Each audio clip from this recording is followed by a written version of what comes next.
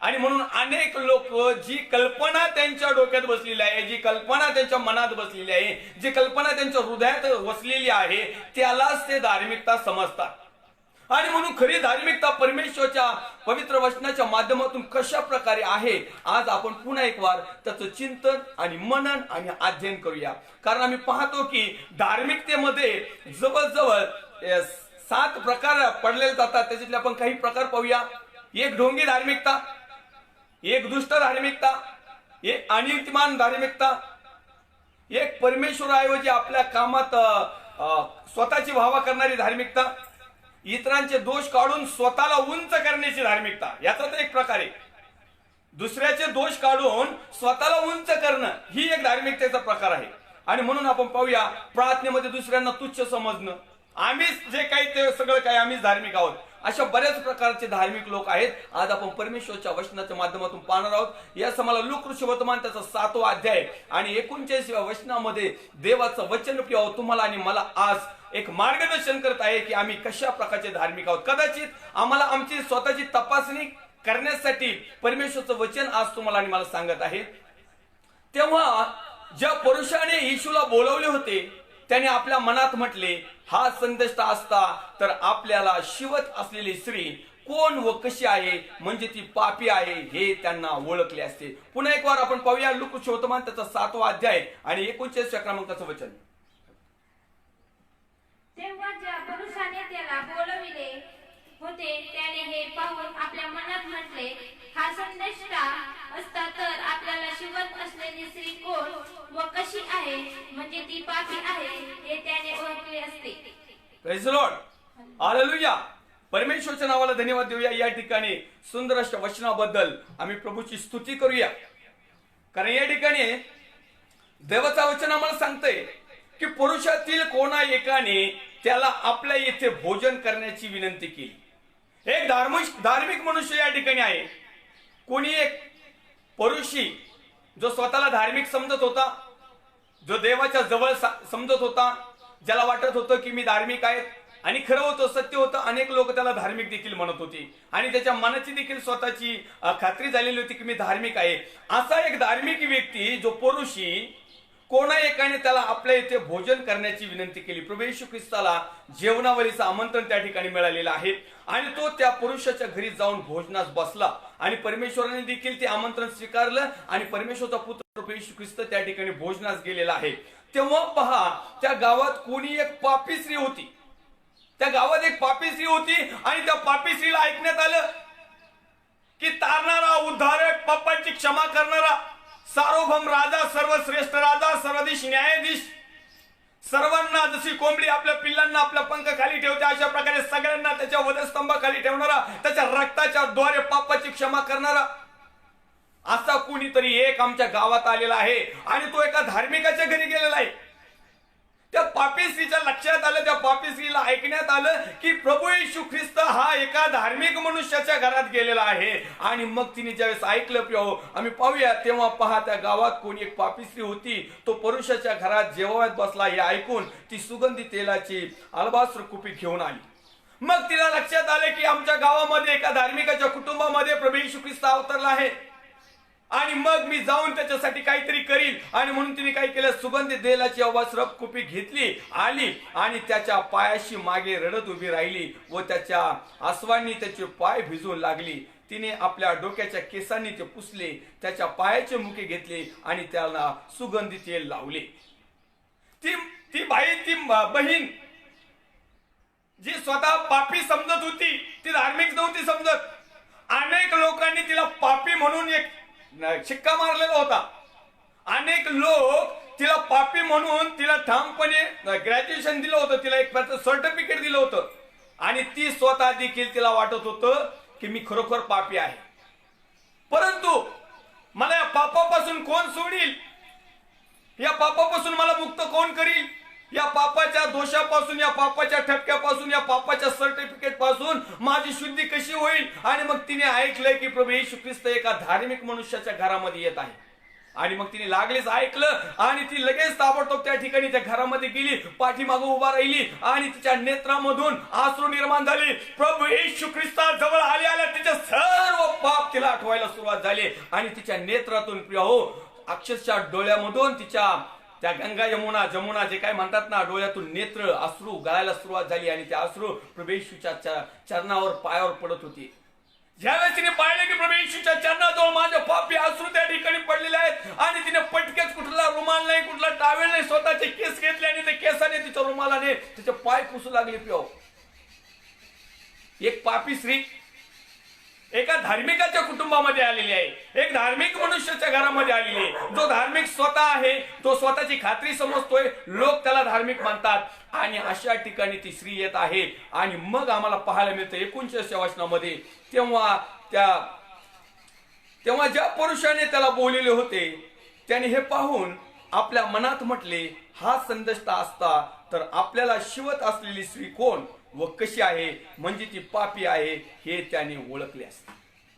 त्या धार्मिक मनुष्याने प्रभू येशू ख्रिस्ताला आमंत्रण तर दिलं, घरामध्ये जेवणावळी चालवली एक धार्मिक दृष्टिकोनातून. कदाचित त्या धार्मिक मनुष्याला त्या नीतिमान मनुष्याला किंवा तो जो शास्त्री आहे जो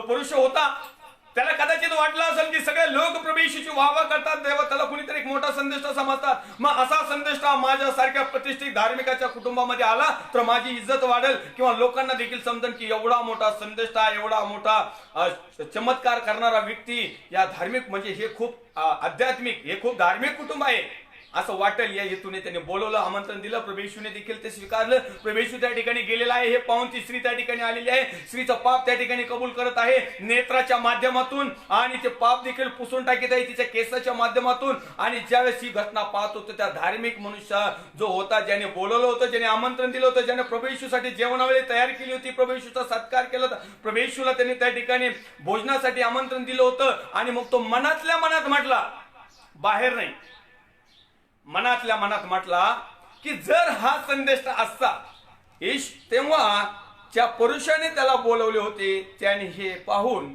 आपल्या मनात म्हटले, हा संदेश असता तर. पहिली शंका निर्माण झाली त्याच्या मनामध्ये. बघा धार्मिक मनुष्याचं जीवन पहिली शंका निर्माण होणं, धार्मिकतेमधून पडण्याचं कारण शंका निर्माण होणं, अविश्वास दर्शवणं. आणि म्हणून आज आम्ही धार्मिकतेविषयी अधिक बारकाईने परमेश्वरच्या वचनाच्या माध्यमातून चिंतन आणि मनन करत आहोत. ज्यावेळेस तेव्हा त्या पुरुषाने त्याला बोलाविले होते त्याने पाहून आपल्या मनात म्हटले, हा संदेश असता तर आपल्याला शिवत असलेली स्त्री कोण व कशी आहे, म्हणजे ती पापी आहे हे त्यांनी ओळखलं. हा जर संदेश असता ना तर निश्चित अर्थाने त्यांनी ओळखलं असतं की ही स्त्री कोण आहे, कुठून आलेली आहे, काय करत आहे, ही पापी आहे. पहिली गोष्ट जे धार्मिक आहेत ते दिखाव्यासाठी धार्मिकतापणा करतात, ढोंगीपणा असतो त्यांच्यामध्ये. आणि म्हणून पहिला मी ढोंगी मत्ती कृष्णवर्तमान 23 अध्याय 28 वचनामध्ये तसे तुम्ही बोलून लोकांना नीतिमान दिसता परंतु आत ढोंगाने व अनितीने भरलेले आहेत, आतमधून कपट. याने मनातल्या मनातच विचार केला, जर हा संदेश असता, हा देवापासून आलेला असता, हा जर ख्रिस्त असता, हा जर येशू असता, हा जर तारणारा असता, हा जर कुणीतरी असता तर याने विचार याला लगेच ताबडतोब प्रकटीकरण झालं असतं. ताबडतोब या बाईचं भविष्य बघताय. आजकाल भविष्य बघते समोर दिसलं का लगेच ठोकायला चालू करतात. समोर व्यक्ती दिसला का लगेच त्याचं भविष्य चालू. सिस्टर तुमचं पोट दुखत आहे का, इथं कुणाचं तरी पोट दुखत आहे, इथं कुणाचं तरी डोकं दुखत आहे, नुसतं मोगम टोले द्यायचे. अहो प्रभू येशूने कधी कुणाचं भविष्य सांगितलं नाही, तो भविष्य सांगतही बसलं नाही. प्रभू येशू जर समोर आला ना तर लोकांचंच भविष्य पुढे निघत होतं. ज्यावेळेस प्रभू येशू समोर ती पापी स्त्री आली ना, नेत्र व्हायला लागले तिचे, डोळ्यातून खळखळा पाणी व्हायला लागलं, तिचं पाप तिला आठवायला लागलं आणि हुंदके देऊन ती रडायला लागली. याचा अर्थ तिचे अश्रू पापांचा स्वीकार करीत होते, याचा अर्थ ते अश्रू पापाचा पश्चाताप करत होते, याचा अर्थ ते अश्रू जे आहेत परमेश्वराला पापांची क्षमा मागण्यासाठी विनवणी करीत होते. आणि एकीकडे जो धार्मिक म्हटलेला मनुष्य आहे, जो पुरुष होता, तो मनातल्या मनात प्रभू येशूविषयी शंका निर्माण करत आहे. पहिलं तर एक तर ढोंग आहे, दुसरी गोष्ट त्याने शंका निर्माण केली, तिसरी गोष्ट त्या ठिकाणी दुसऱ्याला तुच्छ लेखण्याचा प्रयत्न केला, दुसऱ्याचं पाप काढण्याचा प्रयत्न केला, दुसऱ्याला दोष लावण्याचा प्रयत्न केला. आणि दुसरा दोषी आहे, दुसरा पापी आहे, दुसरा अधार्मिक आहे, मीच केवळ तेवढा धार्मिक. हा मुद्दा त्या ठिकाणी त्या जीवनामध्ये त्याच्या आम्हाला पाहण्यात मिळालेला आहे. आणि म्हणून प्रियो, आम्ही धार्मिक आहोत, तर ही गोष्ट आमच्या जीवनामध्ये आहे का आज आम्हाला तपासायचं आहे. एखाद्याची चूक सांगणं म्हणजे निंदा नाही, एखाद्याला समजून सांगणे म्हणजे त्याला दोष लावणे नाही. देवाच्या वचनाच्या माध्यमातून जर आम्ही एखाद्याला समजून सांगत असेल तर ही त्याची निंदा नाही, किंवा त्याच्याविषयी केलेलं कपट नाही, किंवा त्याचं ढोंग नाही, किंवा त्याला खाली पाडण्याचा आणि मला कुठंतरी उंच लेवल मिळेल याचा अर्थ असा नाही. आणि म्हणून प्रियो, या ढोंग्याने काय केलेलं आहे, या व्यक्तीने काय केलेलं आहे, स्वतः धार्मिक आहे परंतु त्या ठिकाणी लागलीच त्या ठिकाणी दुसऱ्याची चूक दाखवण्याची सुरुवात केली. आणि म्हणून पवित्र शास्त्र सांगतंय की माझ्या डोळ्यात असणारं पहिलं जर मी व्यवस्थित जर पाहिलं तर मग माझ्या भावाच्या डोळ्यात काय आहे ते मला स्पष्टपणे दिसेल. आजकाल लोक स्वतःच्या डोळ्यामधलं पाहतच नाही, मोतीबिंदू झाले लोकांना. काही लोक गॉगल लावून चष्मे लावून येतात, आमचे डोळे दिसू नये, कारण डोळ्यामध्ये यांच्या व्यभिचारी भरलेला आहे, डोळ्यामध्ये यांच्या ढोंगीपणा भरलेला आहे, डोळ्यामध्ये यांच्या नफरत भरलेली आहे, डोळ्यामध्ये यांची आग आहे. यांचे डोळे दुसऱ्यांना चेतवण्यासाठी आहेत, यांचे डोळे दुसऱ्यांना टीका करण्यासाठी आहेत. आणि म्हणून काही लोकांनी लगेच गॉगल लावून आलेले भेटतात. फेसबुकवर काही लोक भेटतात गॉगल लावून. प्रियो, तुम्ही गॉगल लावा, उघडे नेत्र असू द्या, परंतु देव आमचा अंतःकरण पाहतो. त्या ठिकाणी आम्हाला पाहायला मिळतंय की तो मनातल्या मनात म्हटला. जर हा संदेश असता तर याला ही बाई कोण आहे हे समजलं असतं, आणि मग त्याने ओळखलं असतं ही पापी का पुण्यवान आहे, का धार्मिक आहे का अधार्मिक आहे. अहो, प्रभू येशूने याच्या घरात विचारता, प्रभू येशू याच्या घरात जाण्याच्या अगोदर, याला आमंत्रण मिळण्याच्या अगोदर प्रभू येशूला माहिती होता की हा ढोंगी आहे, हा कपटी आहे, हा नामधारी आहे, हा फक्त धार्मिकतेचा चोळा ओढलेला आहे, हा धर्माच्या खाली अनेक लोकांना लुटत आहे, हा धर्माच्या नावाखाली दुष्टपणा करीत आहे, हा धर्माच्या नावाखाली अनितिमान करत आहे, हा परमेश्वराच्या ऐवजी आपल्या मनातल्या आणि आपल्या कुटुंबातल्या आणि आपल्या गरजेसाठीच व्यस्त आहे. हा धार्मिक नाही. पण तू प्रभू येशू त्याला म्हटलं नाही की तू धार्मिक नाही म्हणून मी तुझ्या घरी नाही येत, कारण परमेश्वर याच्यासाठी आला की खरोखर तुमचं आणि माझं तारण व्हावं. जे पापी आहेत, मी नीतिमानांना नव्हे तर पाप्यांना तारवण्यास आलेलो आहे. आणि म्हणून प्रियो, परमेश्वर त्या पुरुषाच्या घरी गेलेला आहे. या ठिकाणी मला तुम्हाला सत्य सांगायचं आहे, खरी गरज त्या व्यक्तीला होतं ज्यांनी परमेश्वराला आमंत्रण दिलं. खरी गरज पापांची क्षमा करण्याची मागण्याची किंवा स्वतःला धार्मिक खरोखर बनवण्याची त्या पुरुषाला होती ज्याने प्रभू येशूला बोलवलं. आज अनेक लोकांनी प्रभू येशूला अंतःकरणावर बोलवलेलं आहे, आज अनेक लोकांनी प्रभू येशूला स्वीकारलेलं आहे, आज अनेक लोक प्रभू येशूच्या मागे चालत आहे, आज अनेक लोक धर्मशास्त्राचा शोध घेत आहे, आज अनेक लोक धार्मिकतेमध्ये वाढत आहेत. पण तो प्रिय हो, केवळ बाह्य स्वरूपात वाढत आहे. मला तुम्हाला सांगू द्या प्रिय की धार्मिकता ही अंतःकरणापासून असू द्या. बाहेर दाखवणारे दात वेगळे, बाहेरचे जे दात आहेत ना ते दात दाखवायला वेगळे आणि खाण्याचे वेगळे, असा एक धार्मिकाचा प्रकार आहे. आणि म्हणून तुम्हाला मला या ठिकाणी सांगायचं आहे प्रिय हो, आम्ही आणखी एक रेफरन्स पाहूया. परमेश्वराऐवजी आपल्या कामात व्यस्त असणारे. परमेश्वराला आमच्या घरी आमंत्रण मिळाले, जसं की या ठिकाणी त्या पुरुषाने परमेश्वराला आमंत्रण दिलं आणि त्या ठिकाणी तो चुका, पाप, मनामध्ये कपट, ढोंगीपणा दाखवला. असाच एक दुसऱ्या नंबरचा धार्मिकपणा आपण पाहूया. मार्था आणि मरियाच्या घरामध्ये प्रभू येशू गेला. त्या ठिकाणी मार्था नावाची एक बहीण, मरिया आणि मार्था या दोघीच्या बहिणी होत्या. त्याची पैकी एक जी होती मरिया ती प्रभू येशूच्या चरणाजवळ बसली आणि दुसरी जी होती ना मार्था ती किचन मध्ये जाऊन बसली. जसं की या पुरुषाने जेवायला बोलवलं होतं ना, अशाच प्रकारे ती मार्था त्या ठिकाणी जेवण रांधित होती, जेवण तयार करीत होती. पहा प्रिय, प्रभू येशूला आमंत्रण आहे परंतु आम्ही आमच्या कामकाजामध्ये, प्रभू येशूचा स्वीकार आहे परंतु आमचं सर्व जगिक जीवन जगायचं, प्रभू येशूला अंतःकरणात घ्यायचं पण फक्त लोकांना दाखवण्यासाठी. धार्मिकता काहीच नाही राहिली, परंतु दाखवण्याला काय आहे की आम्ही धार्मिक आहोत. आणि ही धार्मिकता तुम्हाला आणि मला वाचू शकत नाही. म्हणून मरियेसारखं लीन नम्र होऊन परमेश्वरच्या चरणाजवळ बसून परमेश्वर पित्याचे देव वचन ऐकणं हे खूप महत्वाचं आहे, ना की त्या मार्थेसारख्या किचन मध्ये जाऊन स्वतःचं कामकाज करणं. अनेक लोक स्वतःचं कामकाजामध्ये व्यस्त आहेत. अनेक लोक स्वतः मी कसा वाढेल, मी कसा डेव्हलपमेंट होईल, माझी प्रॉपर्टी कसं वाढेल, माझे लेकरं बाळ कसे चांगले सुरक्षित राहतील, माझे आई वडील कशा प्रकारे राहील, माझा बंगला, गाडी, घोडा जे काही असेल नसं कशा चांगल्या प्रकारचं मी डेव्हलपमेंट करेन याच्याकडे लक्ष आहेत. परंतु धार्मिक मात्र 100%. पण हे आतून क्रूर लांडगे, हे आतून पोखरलेले, हे आतून ढोंगी, नीतिमान हे फक्त देवाच्या स्वरूपात देवाचं नाव घेऊन त्याच्या पाठीमागं आपलं सुखविलासात आणि आपल्याच कामात व्यस्त असणारे लोक आहेत. आणि म्हणून आपण पाहतो की इतरांचे दोष काढून स्वतःला उंच करतो. अनेक लोक आहेत की इतरांचे दोष काढायचे आणि स्वतःला उंच करायचं. त्या पाळक साहेबांना काय समजतंय? मला त्याच्यापेक्षा जास्त समजतंय. नुसतं दुसऱ्यांचे दोष काढणे आणि स्वतःला कोणीतरी समजणे हा एक धार्मिकतेचा प्रकार आहे. आम्ही धार्मिकतेविषयी प्रियवाद चिंतन मनन आणि अध्ययन करत आहोत आणि म्हणून आम्ही इतरांचे दोष काढून स्वतःला उंच करू नये. आम्ही इतरांचे दोष एक तर काढूच नये, काढले तर वचनाच्या माध्यमातून काढावेत, म्हणजे ते दोष होत नाहीत. ते वचनाची समज आहे, वचनाचं मार्गदर्शन आहे, वचनाच्या माध्यमातून त्याला मागे फिरण्याचा रस्ता आहे.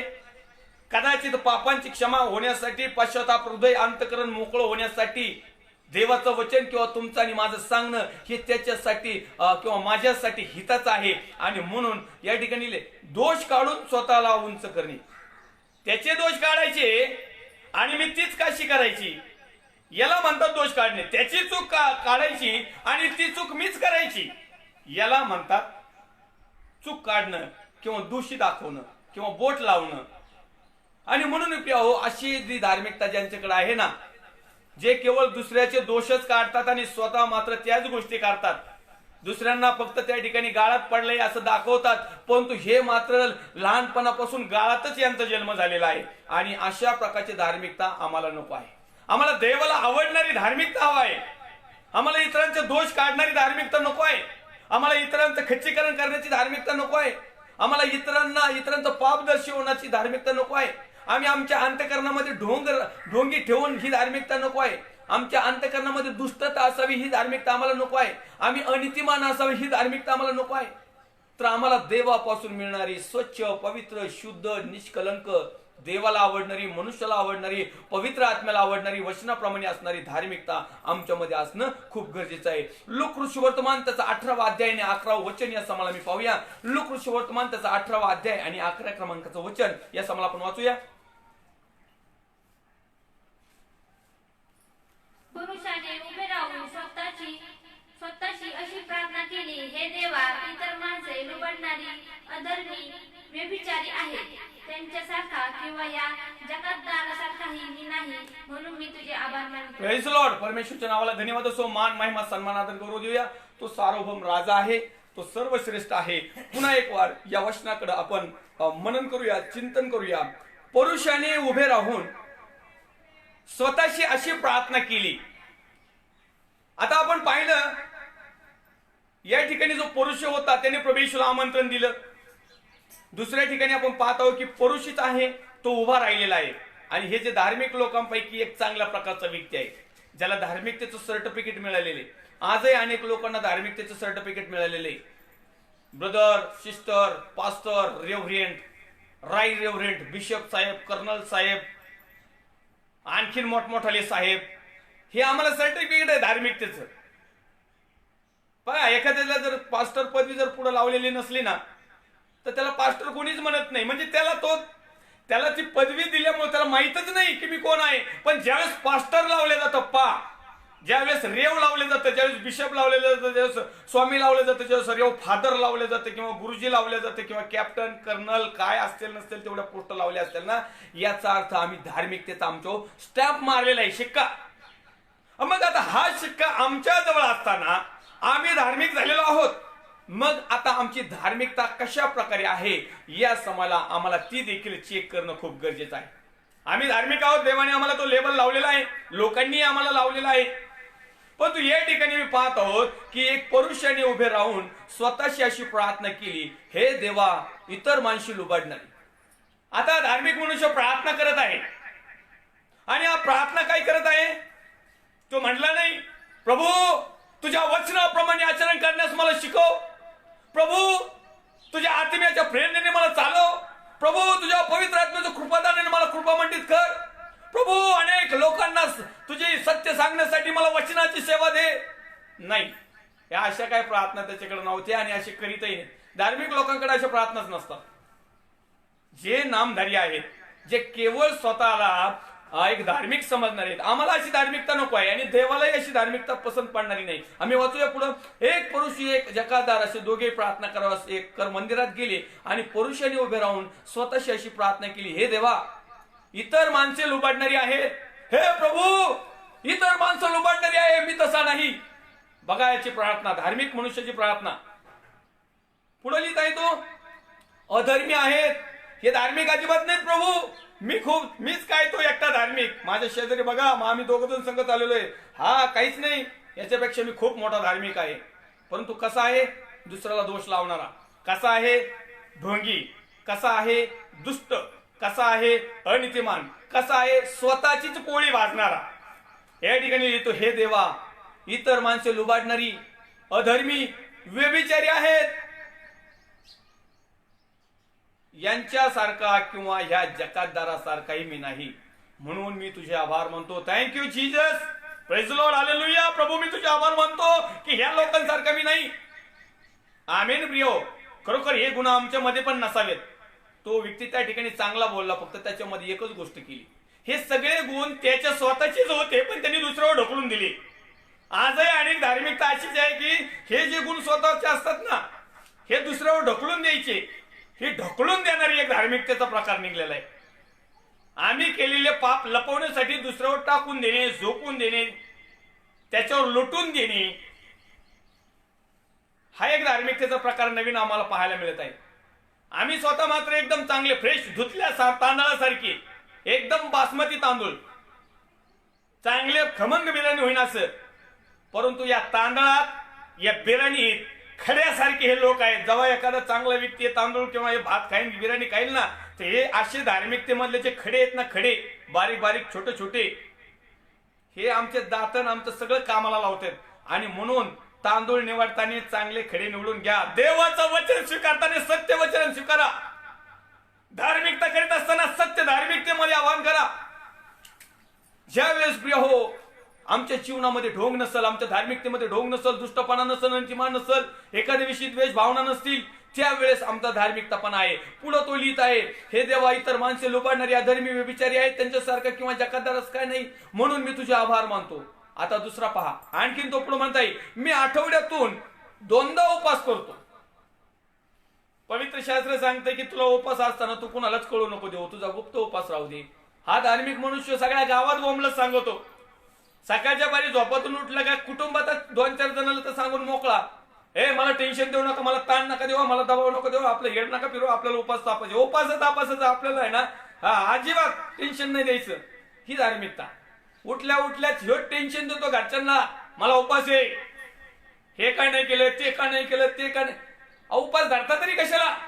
धार्मिक मनुष्याचे उपास, जे खरे धार्मिक असतात ना, यांची हिस्ट्री मी सांगत आहे. अशाच प्रकारे हा स्वतः सांगत आहे. स्वतः काय करत आहे? मी आठवड्यातून 2दा उपवास करतो. जे मला मिळते त्या सर्वांचा दशांश देतो. ह्यो अख्ख्या गावाला लुबाडीत बसला आणि त्याचा दशमांश नाही देणार, मग काय करेल? हा दशमांश का द्यायचा माहिती का? याला वाटायचं का जर मी सगळ्या गावाला लुबाडीत होतो, देवाच्या एखाद्या दृष्टिकोनातून जर माझ्यावर पाप झालं ना, तर माझ्यावर मोठा धोंडा येऊन पडन, मोठी शिळा पडन, मोठा डोंगर पडन आणि मी त्याच्यात रुतून जाईल. मग काय करा, ह्या मिळकतीतला थोडंसं देऊन टाका. आणि पाळक साहेबाला दशमांश दिला म्हणजे पाळक साहेब खुश असतात. पाळक साहेब एकदम आवेशी होऊन, एकदम जोमाने, आत्मीयाने प्रार्थना करतात. मग याला वाटतं मी धार्मिक. आणि पाळक साहेब पण सांगतात, आमच्या चर्च मधला सगळ्यात 1 नंबरचा धार्मिक व्यक्ती हा, तो आठवड्यातून 2दा उपवास करतो, हा याचा दशमांश देतो, याच्या जीवावर जवळजवळ आपलं अर्ध चर्च चालतं. अशा प्रकारचा धार्मिकता. ही धार्मिकता नकोय. आमच्या चर्चला असे लोक नाही आले तरी चालतील. आमचं चर्च अशा लोकांनी नाही भरलं तरी चालेल. आमचं चर्च, आमची मंडळी, आमचे जे लोक आहेत, आमचे जे मेंढर आहेत, किंवा तुम्ही आणि मी सगळे आहोत ना, आमच्यामध्ये जे गुण असले ना, तर आम्ही इकडेच राहणार आहेत जगामध्ये. आम्हाला परमेश्वरच्या राज्यामध्ये प्रवेश मिळणार नाही. आम्ही कितीही धार्मिक असलो ना, काही फायदा होणार नाही. या ठिकाणी तो लिहित आहे, जकातदार तर दूर उभा राहून वर स्वर्गाकडे दृष्टी लावण्यास देखील धजला नाही. आपला ऊर बडवीत म्हणाला, हे देवा, मज पाप्यावर दया कर. ही धार्मिकता. जो स्वतःचं पाप कबूल करतो आणि सोडून देण्याचा निर्णय करतो आणि परमेश्वर म्हणतो, प्रभू मी पापी आहे, मग पाप्यावर दया कर. हा मस्तपैकी छाप मध्ये आला आणि परमेश्वराला छाप मध्ये सांगतोय, प्रभू मी या लोकांसारखा किंवा जगदारासारखा, या पापी लोकांसारखा किंवा इतर लोकांसारखा नाही. मी नित्यनेमाने चर्चला रसमवून देतो. नित्यनेमाने पाळक साहेब माझी वाहवा करतात. प्रत्येक वेळेस चर्च मध्ये माझ्या नावाचे टाळ्या वाजल्या जातात. अनेक लोकांना मी सगळ्या गोष्टी करतो. मी उपवास करतो. मी सगळं काही करतो. मी लोकांना लुबाडतो. मी धार्मिक आहे. असा धार्मिकपणा नकोय. हा धार्मिकता परमेश्वर पासून नाही प्रिय. आणि म्हणून आम्ही पाहत आहोत प्रिय, या ठिकाणी धार्मिकतेमध्ये आमचा भेद, धार्मिकता आमची कशी असावी या वचनाकडे आम्ही पाहत आहोत. आणखीन पुढचा एक रेफरन्स पाहूया. लूक वृषवर्तमान त्याचा 16वा अध्याय आणि 15व्या वचनामध्ये देवाचं वचन आम्हाला सांगत आहे, परंतु देव तुमचे अंतःकरणे ओळखतो, कारण माणसांना जे उच्च वाटते ते देवाच्या दृष्टीने उंगळ आहे. माणसाला जे चांगलं वाटतं ना, हे खूप चांगलं आहे, हे खूप चांगलं आहे असं ज्यावेळेस आमच्या मनाला वाटतं, परंतु त्याच्यामध्ये दुष्टता भरली, त्याच्यामध्ये ढोंग भरलंय, त्याच्यामध्ये कपट भरलंय, त्याच्यामध्ये हेवा भरलाय, त्याच्यामध्ये दोष भावना भरली, त्याच्यामध्ये दुसऱ्यांचं खच्चीकरण भरलंय, त्याच्यामध्ये वचनाप्रमाणे आचरण नाही, तर प्रियाओ ही गोष्ट आमच्यासाठी फायद्याची नाही. ही गोष्ट आमच्यासाठी स्वर्गात जाण्याची नाही. ही गोष्ट आमचा धार्मिकतेचा शिक्का जो परमेश्वराने किंवा लोकांनी, काही लोकांनी स्वतःहूनच लावून घेतला हो साहेब.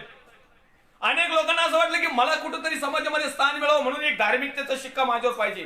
अनेक लोक गेले ना बिशप साहेबांकडे, 3, 4, 5 हजार रुपये दिले, घेतलेले सर्टिफिकेट मारून पास्टर, रेव्हरेंड, आमके फलाने बिस्तानी, आणि आज यांचे शिक्के बोंब मारतात. आज ज्यावेळेस आरशे फिरत येत ना, सकाळी मस्त टायकोट घालून मस्तपैकी आरशात बघून बाहेर जातात, पण तू संध्याकाळी आल्यानंतर जे हेतून हे निघलेले असतात ना, त्यांचं कुकर्म, त्यांचं दुष्टपण सगळं काही पूर्ण करूनच घरी येतात. आणि मग अशी धार्मिकता नकोय. मी पास्टर नसलो तरी चालेल, मी रेव्हरंड नसलो तरी चालेल, मी ब्रदर, मला कुणी ब्रदर म्हणा, सिस्टर म्हणा, नका म्हणू, मला काही जरी नाही म्हटलं तरी चालेल, पण मी देवाचा एक मनुष्य आहे, देवावर विश्वास ठेवणारा साधा बिलीवर्स आहे. मी साधा विश्वासणारा एवढं जरी म्हटलं ना, किंवा हे जरी नाही म्हटलं, लोकांनी मला वाहवा करावी आणि लोकांनी म्हणावं की हे पाळक साहेब खूप चांगले आहेत किंवा यांची धार्मिकता चांगली आहे, त्याच्यापेक्षा देवाने मला म्हणावं की हा माझा निवडलेला पात्र आहे, ही माझी निवडलेली कन्या आहे, हा निवडलेला पुत्र आहे, आणि यांच्याविषयी मी संतुष्ट आहे, यांच्या धार्मिकतेविषयी मी संतुष्ट आहे, यांच्या जीवनाविषयी संतुष्ट आहे. आज लोक म्हणतात, लोकांच्या म्हणण्यावर आपलं काही एक होणार नाही. लोकांच्या म्हणण्यावर जर आम्ही आमच्या धार्मिकतेमध्ये जर बदल करायला लागलो ना, तर ही धार्मिकता पण जाईल प्रियो. कारण आजकाल लोक धार्मिकतेमध्ये चर्चला जाते बघा, असे खटाखट जातात ना, लेकर, पुरी, स्त्रिया, पुरुष, बस अख्ख्या कॉलनीतले लोक त्यांच्याकडे बघत आहेत, कारण त्यांच्याकडे धार्मिकतेचा शिक्का आहे. ख्रिस्ती चर्चला चाललेत, आज संडे आहे आणि 100% हे चर्चला चालले असतील, कारण इतर दिवशी हे गावांवर इकडे तिकडे कसे हिंडत आहेत हापचाड्यावर. आता मात्र चांगले चांगले कपडे घातलेले आहेत, आता अंग प्रदर्शनाचे कपडे यांनी घातलेले आहेत, आणि आता बरोबर सगळे कॉलनी त्यांच्याकडे बघते, रस्त्याने लोक त्यांच्या बघत आहेत, चर्च मध्ये गेल्यावर अनेक लोक तरुण आणि तरुणी बघत आहेत, आणि अनेक पाळक साहेबांना वाटतं का आमचं चर्च एवढं मोठं कसं काय भरलं, इतकी गर्दी आमाप कशी होती. अहो, लोक त्यांना बघण्यासाठी येतात. खरं सत्य शिक्षण द्या, खरी धार्मिकता त्यांना सांगा की धार्मिक मनुष्याचे वस्त्र कसे असायला हवेत, धार्मिक मनुष्याची बहीण, भाऊ, मुलगा, आई, वडील जे कुणी असेल ते कसे पाहिजेत. आमच्या चर्च मध्ये गर्दी नको आहे. आमची चर्च म्हणजे आता सध्या फॅशन शो झालेला आहे, एकाच एक कपडे. आज संडेला जर 2-3 लेकरांनी जर समजा चांगले कपडे घालून आलेले असले ना अंग प्रदर्शन, पुढच्या संडेला तुम्ही निरीक्षण करून बघा, आता अपवाद, आता चर्च बंद आहेत. पण तू पहा त्या ठिकाणी प्रिय आम्हाला पाहायला मिळतं की एकाच एक तुम्ही धार्मिकतेमध्ये एकाच एक होणार. माझ्या भावाने, माझ्या बहिणीने, प्रिय लेकराने आज मध्यस्थीची प्रार्थना केली. पुढच्या हप्त्यामध्ये पाळक साहेबांना मी विनंती करेन की माझ्या लेकराला संदेश सांगायला सांगा, माझ्या लेकराला लीड करायला सांगा, माझ्या लेकराला ड्रमसेट वाजवायला सांग द्या, माझ्या लेकराला प्रार्थना करायला संधी द्या. ही धार्मिकता कुठे गेली तुमची?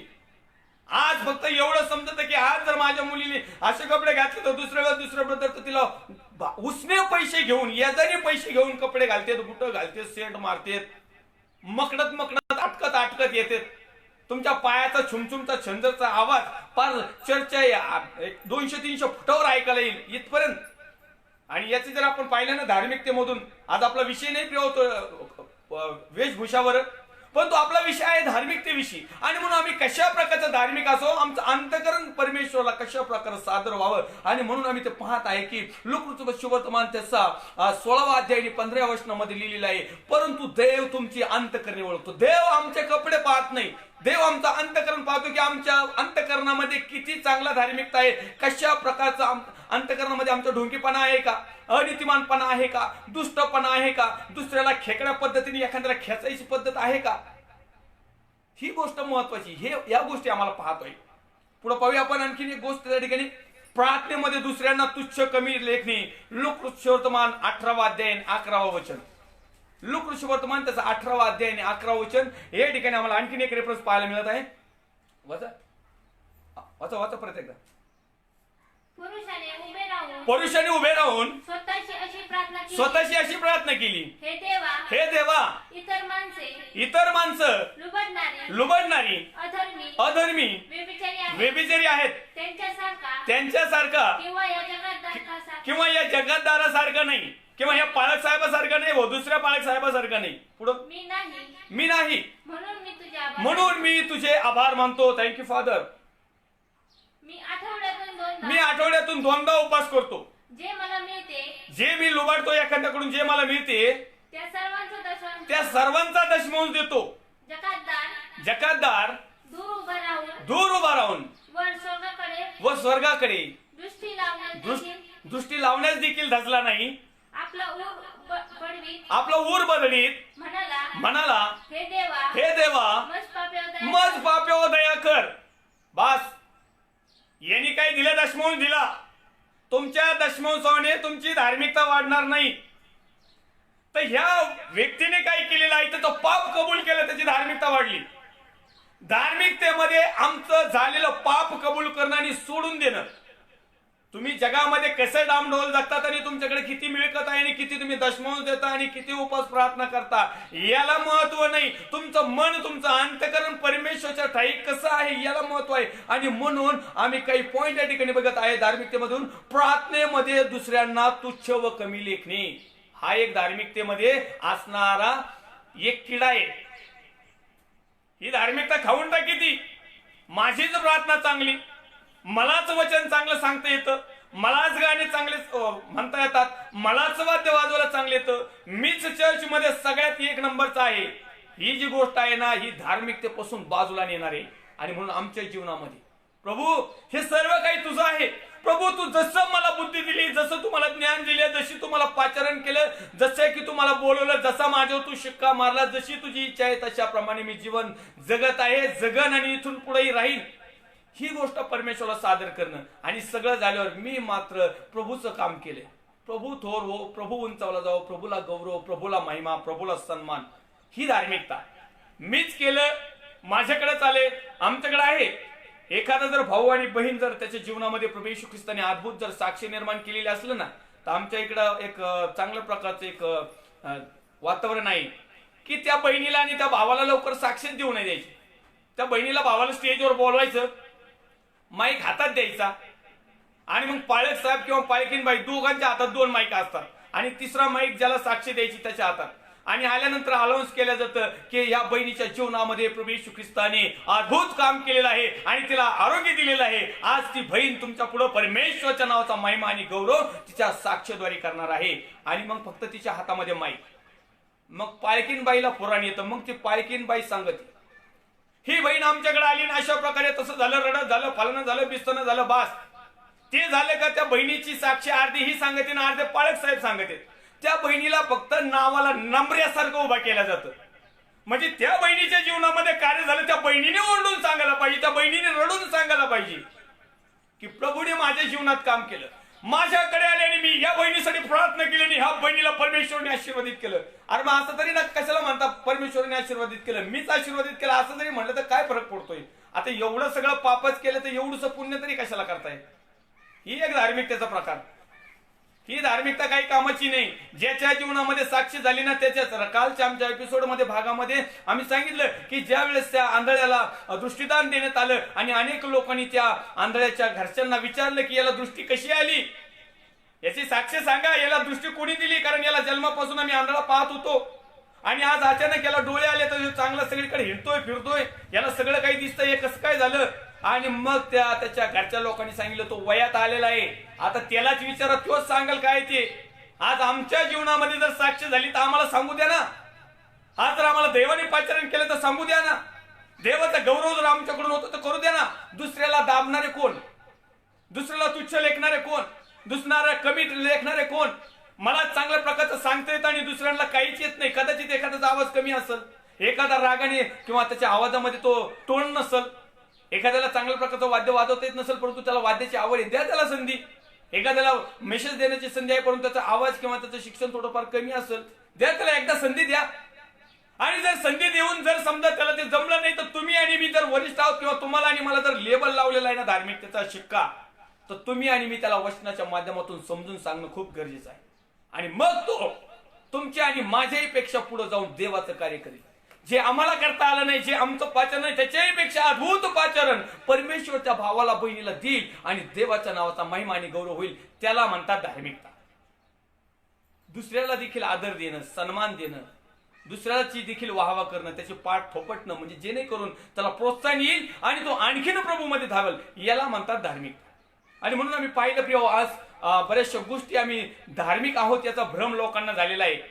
आणि त्या धार्मिक लोकांच्या मध्ये ढोंग आहेत, अनितिमानपणा आहे, दुष्टपणा आहे, दुसऱ्याला कमी लेखणं आहे, परमेश्वरच्या ऐवजी स्वतःच्या जीवनामध्येच व्यस्त राहणं आहे, परमेश्वरच्या दृष्टिकोनाने ठरत नाही, स्वतःही स्वर्गात प्रवेश नाही, दुसऱ्यांनाही नाही, स्वतःही जायचं नाही सत्याच्या वाटेला, स्वतःही धार्मिकता पाळायची नाही आणि दुसऱ्यालाही पळू द्यायची नाही. हे नामधारीपणा, हे रूढी परंपरेपासून आलेले गोष्टी, याच्यापासून आम्हाला बदल हवाय प्रिय. हा बदलच आमची खरी धार्मिकता आहे. जसं घेतलंय ना पापाचं गाठुडं ते तसंच ठेवलेलं आहे, याचा अर्थ आम्ही धार्मिक नाही. तर पापाचं गाठुडं फेकूनच द्यावं लागेल, त्यावेळेस आम्ही धार्मिक होऊ. चांगल्या गोष्टीसाठी चिंतेत राहतात अनेक लोक, जे मदत करत नाही त्यांच्याविषयी तक्रार. प्रभू मी तुझा सेवक आहे, हे लोक मला मदत करीत नाही, तक्रार करणारे धार्मिक लोक सांगतात, प्रभू आज परिस्थिती खूप बिकट चालली, प्रभू माझी तक्रार कुणीच घेत नाही. प्रभू मी अनेक पाळक साहेबांना, ब्रदर साहेबांना, मोठमोठ्या मिनिस्टरला पत्र पाठवले, फोन केले, या लॉकडाऊन मध्ये कुणीच मदत करीना, तक्रार करून राहिलेत. आता त्यांच्याकडे मागण्यासाठी तुम्हाला लक्षात आलंय का तुम्ही कुणाकडे मागत आहात? अहो, ज्याच्याकडे काहीच नाही त्याच्याकडे तुम्ही मागून देऊ शकत नाही. ज्याच्याकडे सर्व काही आहे तो सार्वभौम परमेश्वरचा पुत्र प्रभू येशू ख्रिस्त, ज्याच्याकडे सर्व काही आहे ना त्याच्याकडे मागा. याला म्हणतात धार्मिकता. लोक काय करतात? लोकांना मागण्याचा प्रयत्न करतात आणि लोकांना मागितलं होतं लोकांनाच लोकांचं पुराणा, काही लोकांना कष्टाचं पुराणा, काही लोकांनी डुप्लिकेट कमावले त्याचा एक पुराणा, काही लोकांना आयतं धन मिळाले ते त्यांना पुराणा. आणि तुम्ही तिथं कुठं जाताय मधीच? यांचं दुकान चाललं ना, तुमचं दुकान कुठं मांडता मध्ये? ही धार्मिकता नाही. परमेश्वरला मागा. जे मदत करत नाही त्यांच्याविषयी तक्रार करणं. लूक ऋषिवर्तमान त्याचा 10वा अध्याय आणि 40वे वचन. लूक ऋषिवर्तमान त्याचा 10वा अध्याय आणि 40व्या वचनामध्ये लिहिलेलं आहे. आणि आपण पाहूया की मार्थेने प्रभू येशूकडे तक्रार केली. मार्था आणि मरियाचा जो आपण उदाहरण या ठिकाणी मध्यंतरी घेतलेला आहे, तर ती मरिया परमेश्वरच्या चरणाजवळ बसली, परमेश्वरचं वचन ऐकत आहे आणि मार्था त्याच्या कुटुंबामध्ये व्यस्त आहे, त्या जेवण बनवण्यामध्ये व्यस्त आहे. आणि तिला ताण पडला, टेन्शन आलं, दबाव आला, तिला अस्वस्थ वाटलं. अरे मी प्रभूसाठी हे सगळं काही करत आहे आणि ही आयती माहिती जाऊन प्रभूच्या चरणाजवळ बसली.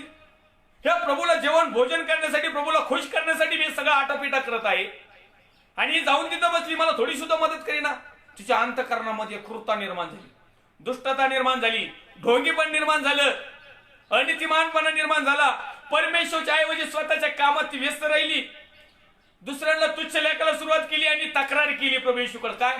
प्रभूजी माझ्या बहिणीला सांगा ना, सगळ्या कामाचा भार माझ्यावरच पडलाय, तिला थोडीशी मदत करायला सांगा ना. मग जगामध्ये जीवन जगायचं, जगातल्या सगळ्याच गोष्टी तुम्हाला पाहिजे, ये पासून झेड पर्यंत, तर मग ताण पडणारच ना. आणि मग हा ताण पडला ना तर लोकांवर ताण काढू नका. परमेश्वरला म्हणा, प्रभू मी तुझ्यासाठी हे करत आहे. ही स्वतःचा धाम करण्यासाठी करत होती, स्वतःची वाहवा परमेश्वराने करावं, स्वतःची फुशारकी करण्यासाठी तिला असं वाटत होती की प्रभू तिथं हॉलमधून बसल्या बसल्या माझ्याकडे बघल आणि मरियेवर चिडल, म्हणजे तू इथं बसलीस काय आणि तुझी बहीण त्या ठिकाणी माझ्यासाठी सुंदर असा स्वयंपाक करत आहे, तुला समजत नाही का? तिला असं वाटलं की असं म्हणल प्रभू, पण ते उलट झालं.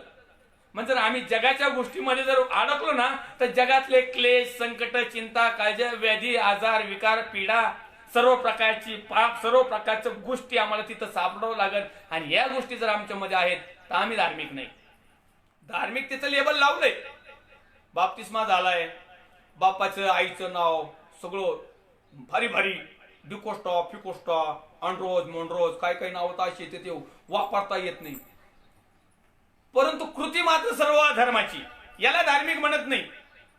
आणि म्हणून हे लेबल लावणारे जे प्रिय लोक आहेत, धार्मिक लोक, त्याच्यामध्ये बिलिव्हर्स लोक आहेत, त्याच्यामध्ये विश्वासणारे लोक आहेत, त्याच्यामध्ये पाळक लोक आहेत, त्याच्यामध्ये रेव्हरेंट आहेत, त्याच्यामध्ये बिशप आहेत, त्याच्यामध्ये महागुरु स्वामी आहेत, त्याच्यामध्ये बिशप साहेब आहेत, त्याच्यात पोप साहेब आहेत, त्याच्यामध्ये कॉर्डिनेटर साहेब आहेत, कोऑर्डिनेटर साहेब आहेत, कर्नल साहेब आहेत, गुरुजी साहेब आहेत, फादर साहेब आहेत, रेव्हरंड फादर आहेत, भंतीजी इथं हबप आहेत.